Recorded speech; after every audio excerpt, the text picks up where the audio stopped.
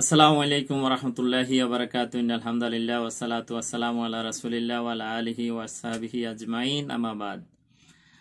সমস্ত প্রশংসা বিশ্বজাহানের প্রতিপালক মহান রব্বুল আলামিনের জন্য দরুদ ও সালাম বর্ষিত হোক তার প্রিয় বান্দা মুহাম্মদ রাসূলুল্লাহ সাল্লাল্লাহু আলাইহি ওয়াসাল্লাম, তার পরিবার পরিজন, তার সাহাবায়ে কেরাম এবং কিয়ামত পর্যন্ত তার সকল সৎকর্মশীল অনুসারীদের প্রতি আল্লাহুম্মা সাল্লি আলাইহি ওয়া বারাক আলাইহি।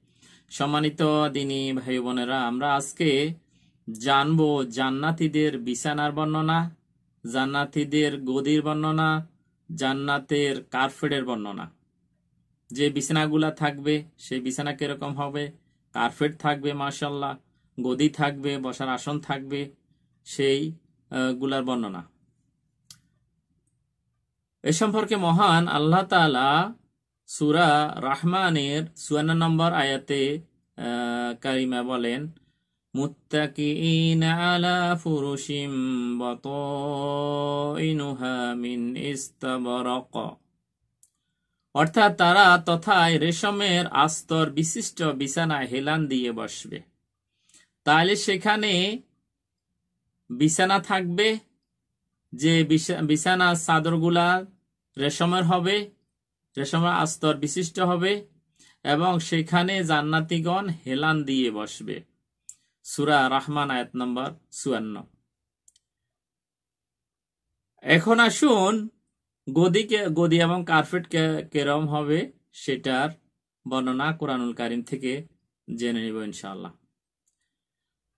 মহান আল্লাহ তাআলা সূরা গাশিয়ার ১৫ এবং ১৬ নম্বর আয়াতে বলেন, ওয়ানামারিকু মাসফুফা ওয়াজরাবিয়্যু মাবসুসা।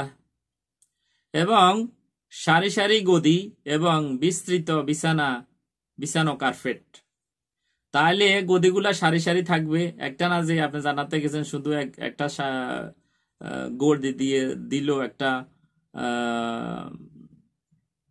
বসার জায়গা দিয়ে দিল না, সেখানে সারি সারি গদি থাকবে এবং বিস্তৃত বিছানো কার্পেট থাকবে। পুরা ময়দান বিস্তৃত করে কার্পেট বিছানো থাকবে, সেখানে আপনারা জান্নাতীরা আরাম আয়েশ করবে। সুবহানাল্লাহ ওয়া বিহামদিহি।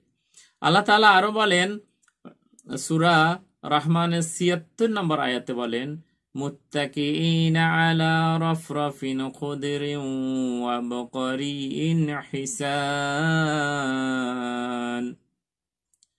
অর্থাৎ সবুজ মাসনদে আসনে এবং উৎকৃষ্ট মূল্যবান বিছানায় হেলান দিয়ে বসবে জান্নাতীরা। সুবহানাল্লাহ ওয়া বিহামদিহি। তাইলে জান্নাতের যে বসার স্থানগুলা থাকবে, আসনগুলা থাকবে, সেটা সবুজ রঙের হবে এবং উৎকৃষ্ট মূল্যবান হবে, বিছানা হবে এবং সেখানে হেলান দিয়ে জান্নাতীরা বসে থাকবে। সূরা রহমান আয়াত নম্বর ৭৬। আল্লাহ তাআলা আমাদেরকে জান্নাতের এই নিয়ামত সমূহ উপভোগ করার তৌফিক দান করুন। আমিন। আসসালামু আলাইকুম ওয়া রাহমাতুল্লাহি ওয়া বারাকাতুহু।